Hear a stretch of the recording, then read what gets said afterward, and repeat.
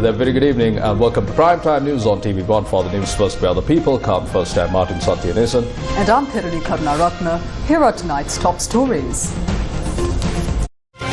Newsfirst headlines. Main sponsor. A trusted place for your fixed deposit. Valuable FD, a symbol of stability. Political authorities and public service must share responsibility for delivering on mandate. President tells district secretaries. Government to draft national policy on vessels entering the Sea of Sri Lanka. No agreements compromising national security signed during the President's visit to India. Foreign Minister clarifies. Colombo Stock Exchange sees continued growth, records another ASPI record high. Rice imports to continue until the 10th of January 2025.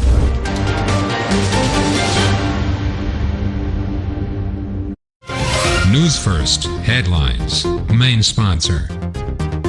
A trusted place for your fixed deposit. Valuable FD, a symbol of stability. On to those stories in detail. President Kumara Dissanayake expressed his views regarding the government's foreign policy in Kandy today. He also responded to several questions raised by media. අපි හරි විවෘතයි හැම රටක් එකම අපි ගනුදෙනු කරන්න ලෑස්ති අපේ රටේ සංවර්ධනය අභිවෘද්ධිය යහපැවැත්ම වෙනුවෙන් අපි කිසිවෙක් ප්‍රතික්ෂේප කරපු සංවර්ධන මාවතක් අපිට නැහැ. නමුත් ඉන්දියාව සහ චීනය අතර තියෙන යම්කිසි මත ගැටුම අපිට ඒක එතකොට ඔබතුමාගේ මේ සංචාරවලින් අපිට යම්කිසි ආකාරයකින් බලපෑමක් වේ. මම ජනවාරි මාසයේ මැද චීනයට යනවා. පළාත් පාලන මැතිවරණ ඒ පළාත් සභා මැතිවරණ කොයි කාලෙද පැවැත්වෙන්නේ? පහුගියදා අපේ කැබිනට් මණ්ඩලය තීරණයක් අරගෙන The cabinet recently reviewed and finalized the act required to cancel nominations. We will present it to Parliament in January. Following this, nominations will be reopened and steps will be taken to conduct local government elections before April. There are several challenges related to the provincial council elections, but steps will be taken to hold the election within next year. This institutional framework is crucial for providing political leadership at the village level. To ensure the establishment of this institutional framework of political judiciary, these elections must be held. ආයතන පද්ධතිය දේශපාලන අධිකාරී ආයතන පද්ධතිය ස්ථාපිත කිරීම සඳහා මෙම මැතිවරණ පැවැත්විය යුතුයි. ඔබතුමාද බදු අය කිරීම යම්කිසි පරස්පරයක් එතන දැන් සාමාන්‍ය අයගේ 10% කැපෙනවා කියලා වෙලා රැඳවුම් බත් 5% The withholding tax has been increased from 5% to 10%. If a depositor or retiree earns over 150,000 rupees monthly in interest from fixed deposits, they will be subject to this tax. However, they can approach the Inland Revenue Department to declare that their annual income does not exceed 1.8 million rupees and request an exemption, which would exclude them from this tax.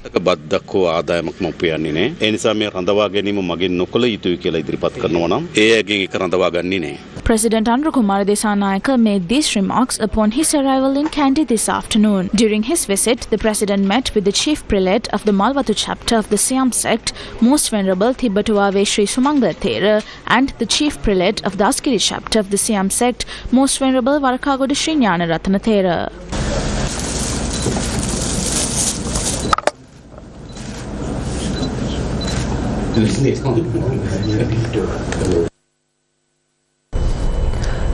The government has announced plans to draft a national policy concerning all vessels entering the Sea of Sri Lanka. Minister of Foreign Affairs, Foreign Employment and Tourism, Vijitha Herath expressed these views at a special media briefing to outline details of President Kumara Dissanayaka's official visit to India.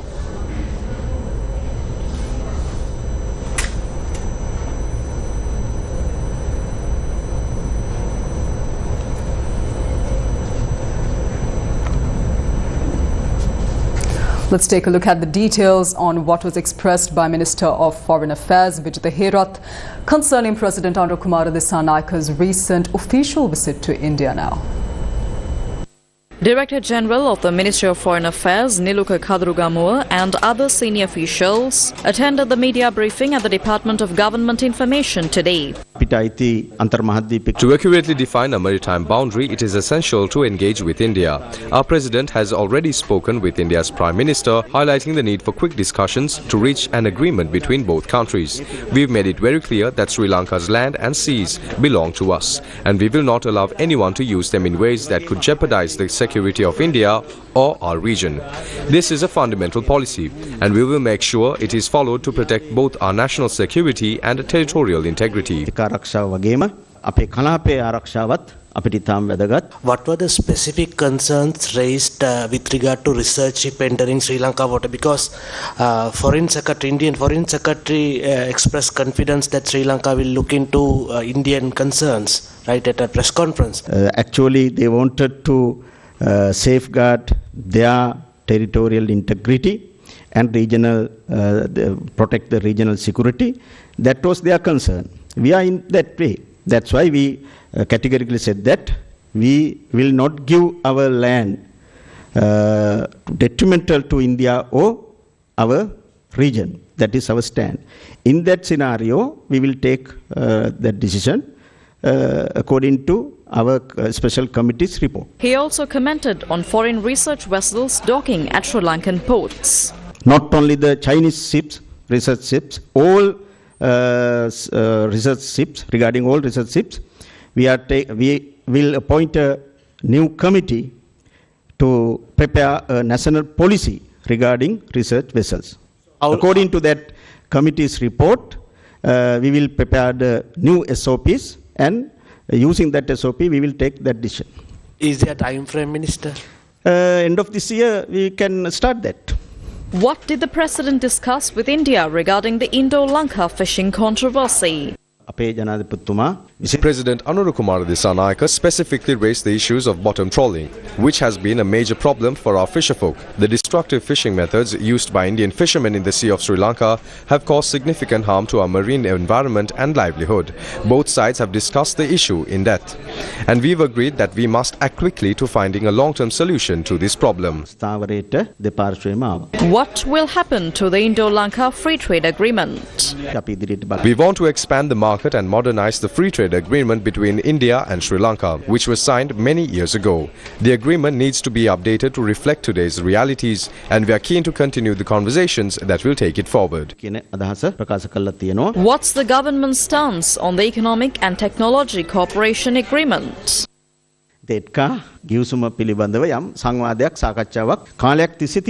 ETCA has been a topic of discussion for some time, and we are still in talks about how to move it forward. There are no plans to sign or implement the ETCA following any visits from Indian officials. We will not agree to anything that could negatively impact Sri Lanka's economy. That's a core principle for us. We are always open to cooperation that benefits both countries, but it has to be in a way that doesn't compromise our national interests. That's the message we've included in the joint statement regarding ETCA.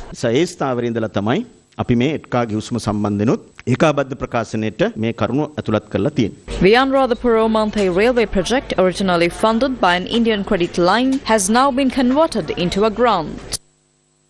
The construction of the Mahava-Omanthai railway line, which was initially funded as part of the Indian credit line, has now been fully converted into a grant. This is a major achievement for Sri Lanka, and it demonstrates the strength of our cooperation with India. Additionally, India has agreed to provide a grant for the construction of the boat dockyard, and that agreement has already been finalized. Were energy projects discussed during the President's visit to India? Yes, we've already reached an agreement on a solar energy project in Sampur, which is now in the implementation phase. The Ceylon Electricity Board with an Indian company have signed the necessary agreements. We are also exploring options for LNG procurements and discussing potential renewable energy projects between both countries. If we successfully harness wind power, we will generate surplus energy that can be exported. For that, we'll work closely with India. Under the BIMSTEC framework, the Bay of Bengal Initiative for Multi-Sectoral Technical and Economical Cooperation, we have agreed to explore the export of surplus energy. This is a mutually beneficial policy that will not harm Sri Lanka's national interests, and our people understand and support this approach. අපිට එකඟ වෙන්න පුළුවන් කාරණාවක් රටේ ජනතාවත් ඒක හොඳින් තේරුම් අරන් තියෙනවා. The minister added that discussions regarding the proposed oil pipeline project between Sri Lanka, India and the United Arab Emirates are progressing. What is the current status of the final agreement regarding the Trincomalee oil tanks? දැනට Trincomalee Currently, the government owns 24 oil tanks in Trincomalee, with 15 tanks leased to the IOC. There are 70 other tanks that remain under our control. We previously reached an agreement to jointly use these tanks. This agreement was made when Minister Gammanpilla was in office. Moving forward, we need to discuss how these tanks will be used for oil storage in Sri Lanka while we have a broad agreement in place. The final details are still under discussions. ඒක තමයි එතන සිද්ධ වුණේ. එහෙම නැතුව ඒ අවසන් ගිවිසුම් වලට එළඹිලා නැහැ. What are the digital cooperation agreements between Sri Lanka and India? ඉන්දියාවේ තියෙන ස්ටාර්ට්අප්ස් කෙනෙක් ඒ තරුණයන් ඉලක්ක කරගෙන India has made significant strides in the digital sector, particularly with its startup ecosystem targeting youth. We've agreed to connect Sri Lanka's initiative like EDCA to offer more opportunities to our youth. The Sri Lankan government is committed to bringing India's technological advancements to support our youth in acquiring new skills. We are working towards a formal agreement to deepen cooperation in the digital sector. India's successful use of digital technology in social security programs has served as a model, and we are keen to adopt similar systems to reduce corruption and political interference. මම පාවිච්චි කරලා තියෙන්නේ. ඒ හරහා අර වෙන්න පුළුවන් දූෂණ වංචා දේශපාලන මැදිහත් වීම නතර වෙනවා. Why was the 13th Amendment to the Constitution not mentioned in the joint statement? නෑ එහෙම අවශ්‍යතාවයක් There was no need to raise that issue. We are already operating in accordance with our constitution, which includes the 13th Amendment. There is no necessity to readdress it in our joint statements or bring in new discussions on the matter. අලුතෙන් ඒකාබද්ධ ප්‍රකාශ වලට ඇතුළත් කරන්න දෙයක් නෙමෙයි. What agreements did the president sign during his visit to India?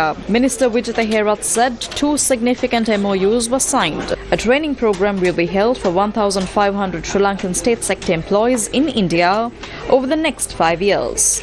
An MOU on the avoidance of double taxation was also signed. China and Sri Lanka have expressed willingness to jointly advance the high-quality development of Belt and Road. China and Sri Lanka have expressed willingness to jointly advance high-quality development of Belt and Road during meetings held here between Sri Lankan leaders and a senior Chinese political advisor. President Anurakumar Dissanayake and Prime Minister Dr. Harini Amarasuriya met with King Boyong, Vice Chairperson of the National Committee of the Chinese People's Political Consultative Conference and Executive Vice Chairperson of the Central Committee of the China National Democratic Construction Association on Wednesday and Tuesday. Chinese media reported that China was willing to deepen the high-quality development of Belt and Road with Sri Lanka and practical cooperation under the strategic guidance of the heads of state of the two countries to push forward their strategic cooperative partnership, featuring sincere mutual assistance and a lasting friendship.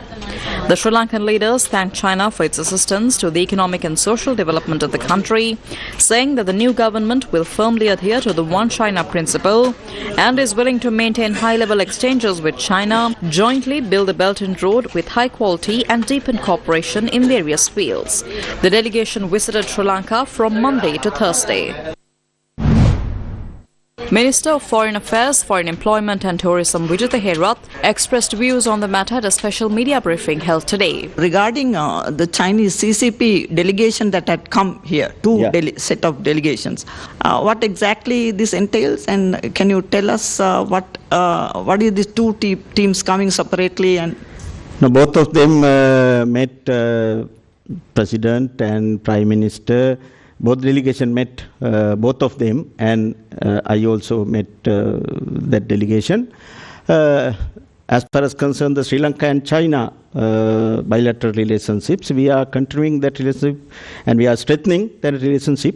Furthermore, regarding that, we had such meeting.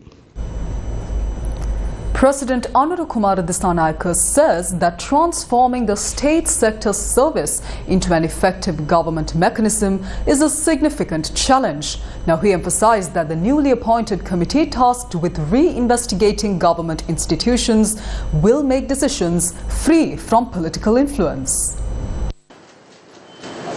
The district secretaries' conference was held today at the State Ministry of Home Affairs in Narahenpita in the presence of President Anura Kumara Dissanayaka. රජයේ ආයතනයට යනවා නම් ඊට කලින් දිනේ හොයන එක තමයි අඳුරන කෙනෙක් ඉන්නවද?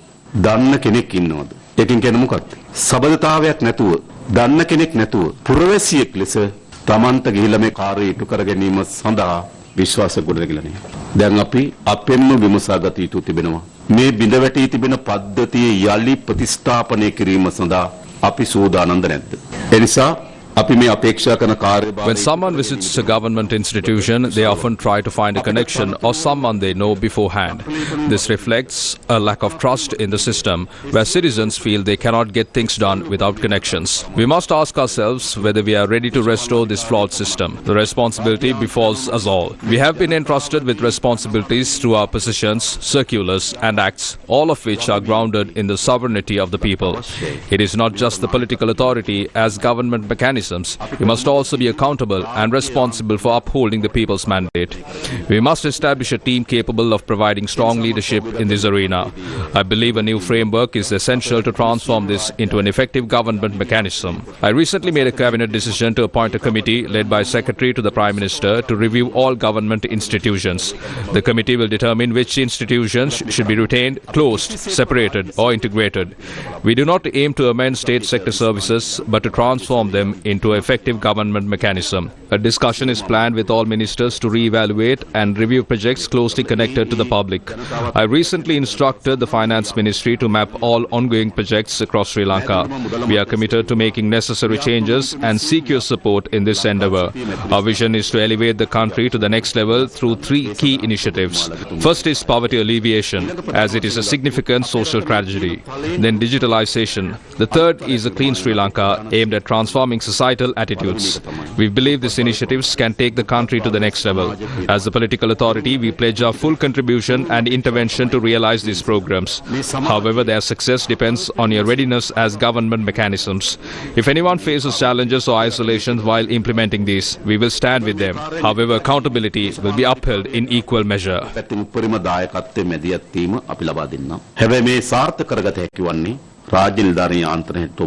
මොනතරම් ප්‍රමාණයකට සූදානම්ද කියන සාධකයේ මත. ඒ කාර්ය ඉටු කිරීම සඳහා වැඩ කිරීමේදී කවර හෝ කෙනෙක් හුදකලා වීමකට ගැටුම්කාරීත්වයකට පත් වෙනවා නම් අපි ඔහුගේ ආරක්ෂාව වෙනින් පිළිහිට. හැබැයි ඒකේ අනිත් පැත්තත් එසේම තමයි. ඇයි ජනතාව මේ වෙනකොට රාජ්‍ය යාන්ත්‍රණය පිළිබඳ කලකිරීමට පත් වෙලා තියෙන්නේ ඇයි කියන එක ගැනත් අපි හිතා. We must reflect on why people are losing trust in the government mechanism. Regardless of the decisions and principles we uphold as a government, their impact is experienced through the framework of this service. A core principle of governance is to ensure no one is left behind. To achieve this, your behaviour and support play a vital role. We are committed to creating an environment where everyone receives the service with dignity and respect. ගෞරවාන්විත විදියට අපේ සේවාවන් ලැබිය යුතුයි කියන ප්‍රතිපත්තිමය තීරණ ගන්න පුළුවන් පරිසරයක් අපි ගොඩනගනවා. An extraordinary gazette notification has been issued establishing a presidential task force to implement the government's Clean Sri Lanka program. The Presidential Task Force to implement the government's Clean Sri Lanka program consists of 18 members, including Secretary to the President Dr. Nandika Sanat Kumar Naika and commanders of the Tri-Forces as well as the Acting Inspector General of Police. Chairman of the Urban Development Authority Engineer Kumudulal De Silva, Dr. Anuruddha Gamage and Dr. Gamini Batuvitage are also members of the Presidential Task Force. The Presidential Task Force is tasked with planning, guiding, implementing, reviewing the progress and completing the Clean Sri Lanka program within a given time frame, aiming to achieve the objectives of elevating society to a more advanced status through a social, environmental and ethical awakening. Parliamentarian Dayasiri Jayasekara has revealed that he did not obtain the full amount of his medical expenses from the President's fund. Minister Dr. Nalinda Jayatissa made a statement on this matter on Tuesday. හෘද සත්කමකට ගත්ත මුදලක් පිළිබඳව නලින්ද ජයතිස්ස අමාත්‍යවරයා කරුණු මතු කරලා තිබුණා. Minister Nalinda Jayatissa raised concerns about the funds allocated for my heart surgery. I want to make it clear that there are no legal issues or obstacles regarding this matter. I was admitted to Sri Jayawardhanapura General Hospital on the 2nd of December 2019 due to an emergency.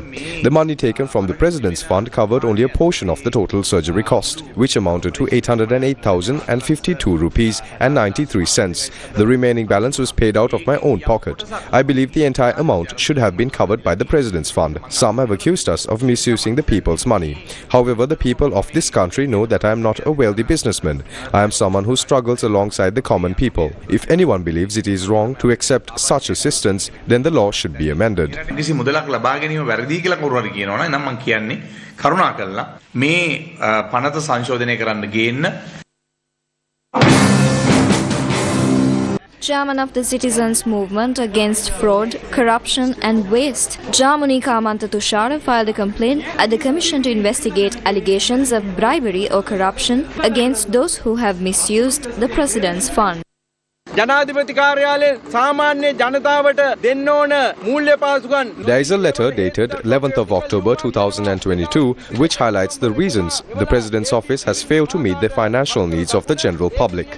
9 conditions were outlined in this letter, specifying how the funds could be distributed. Applications from families who already have sufficient funds are being rejected. This is how the President is treating the people of this country, while general public struggles to receive even a small amount like 100,000 rupees to 200,000 rupees from the President's Fund. Money is being handed out to politicians within certain groups. This is clear evidence of corruption and fraud. I urge the Commission to investigate allegations of bribery or corruption to launch an immediate investigation. The privileges at the time no longer valid, and I request the Commission to enforce the law and hold those responsible accountable.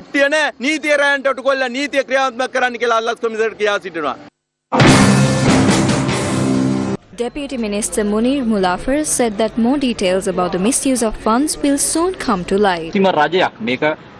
This isn't just about the recent times. It's been a pattern for years. Previous governments have also kept records of the funds taken from the President's Fund, but no one has ever dared to make that information public. As the current administration, we are taking it upon ourselves to fulfill this responsibility. We will continue to reveal the truth about how public money has been misused. News First with the people. The International Monetary Fund says that the executive board meeting on Sri Lanka is expected to take place in the coming months following the implementation by the authorities on the prior actions. Julie Kozak, the director of the Communications Department of the IMF, made these comments in response to a question posed by Newsfirst's Zulfikar Farzan during a press conference in Washington, D.C. When can we expect the IMF Executive Board to take up Sri Lanka's review for the next tranche of the extended fund facility? And secondly, just over 24 hours ago, Sri Lanka's president announced that there will be several revisions to the tax income of the government and other revisions of revenue. Can the IMF elaborate further on those measures? On November 23rd, IMF staff and the Sri Lankan authorities reached staff-level agreement on the third review under the EFF arrangement. Once the review is completed or approved by our executive board, Sri Lanka will have access to $333 million US. With respect to what comes next, the executive board meeting is expected to take place in the coming months, following the implementation by the authorities of the prior actions.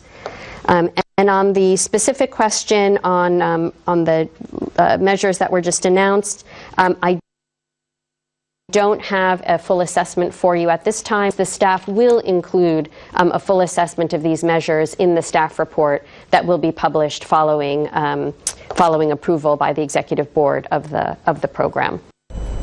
The Colombo stock exchange's all-share price index hit an all-time high today, marking a continuation of its record-breaking performance throughout the week.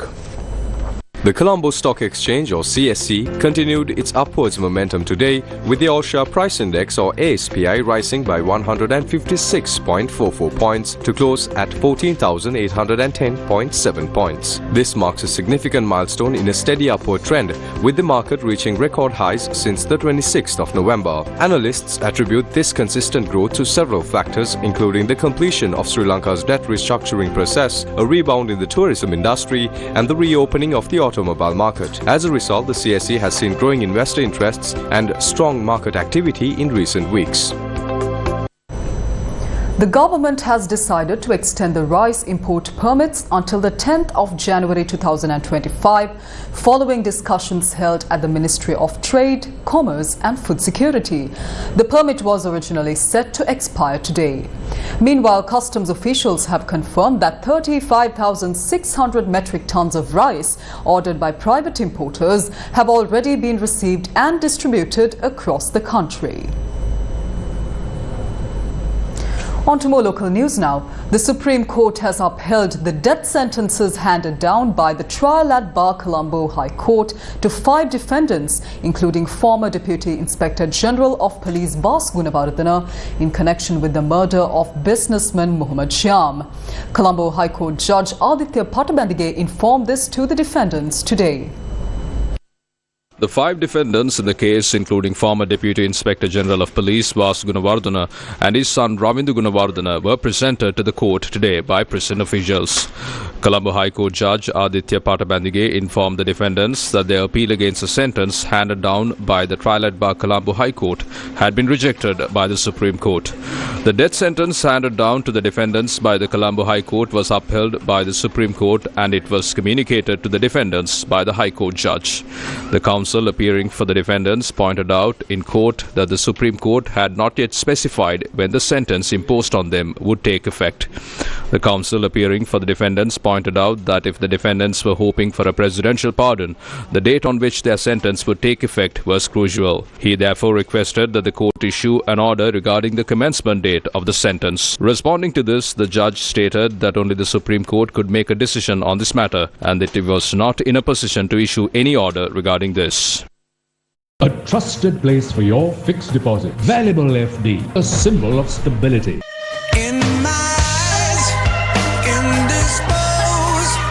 Iconic rock that really rocks. The Riff Republic. I just want you to know. Legends 966.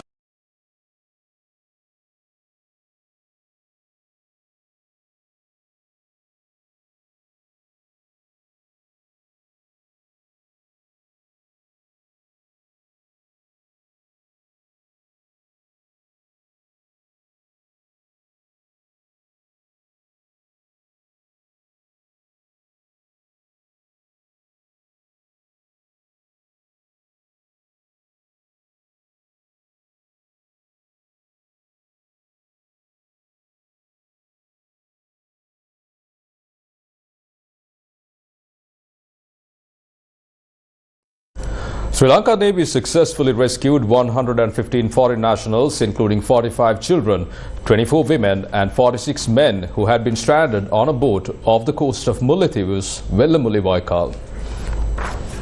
Navy spokesperson Captain Gayan Vikramasuriya said the boat was safely escorted to the Trincomalee harbour early this morning. It was revealed that the group had initially set sail from Myanmar on the 4th of December, travelling in 3 separate boats. However, 2 of the boats had encountered mechanical failures, forcing the passengers to transfer to one remaining boat, which eventually reached Sri Lankan shores. The survivors told police that 6 people, including a child and 2 women, lost their lives during the ordeal. The survivors said that the bodies of the deceased were cast into the sea along the way. Deputy Minister of Foreign Affairs Arun Hemachandra, along with other officials, visited the Trincomalee harbour today to check on the survivors and provide assistance.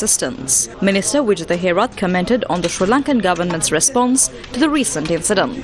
As soon as that news was came to our ministry, we took urgent steps regarding that. Not only our ministry, but also the Defence Ministry and other relevant officials also took many urgent decisions regarding that.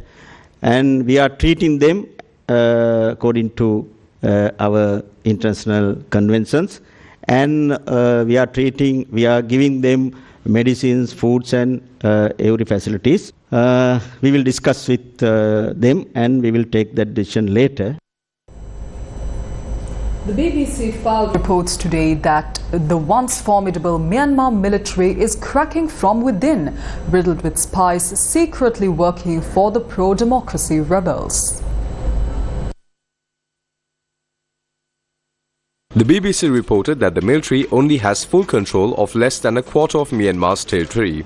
According to the UN Special Rapporteur on Myanmar, the junta still controls the major cities and remains extremely dangerous. But it has lost significant territory over the past 12 months. More than 20,000 people have been detained and thousands killed. The UN says since the military seized power in a coup in February 2021, triggering an uprising. Amid escalating violence against the Rohingya in Myanmar, thousands of people continue to flee by sea and land. The crisis has become one of the world's fast-growing refugee emergencies, with hundreds of thousands of Rohingya displaced from their homes. More than 1 million have already sought refuge in neighboring countries, escaping the ongoing persecution in Myanmar's Rakhine state. The United States House of Representatives has rejected a spending bill backed by President-elect Donald Trump, raising the likelihood of a partial government shutdown as millions of Americans prepare to travel during the holiday season.